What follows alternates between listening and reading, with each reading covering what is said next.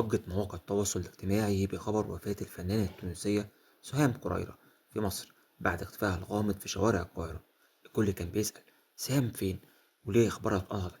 الحقيقة كانت صادمة جدا. سهام كانت بتواجه الموت لوحدها بعد حادث مرور خطير دمرت العربية اللي كانت راكباها مع أخوها. من وقتها وهي في غيبوبة وصراع مع الإصابات البالغة اللي اتعرضت لها. التواصل مع السفارة والتحركات الدبلوماسية ما كانتش كافية لأن الحالة كانت حاجة فوق الوصف زي ما وصفها المقربين منها. فضل الجمهور التونسي حاطط إيده على قلبه لحد ما جه الخبر الحزين بوفاتها داخل إحدى مستشفيات القاهرة. سام ما كانتش مجرد مطربة، دي كانت فنانة مسرحية وموسيقية شاركت في أكبر من المهرجانات ورفعت اسم تونس في المحافل الدولية وسافرت لمصر وهي شايلة أحلام كبيرة في شنطتها. لكن الموت خطف سهام وهي في عز نضجها الفني.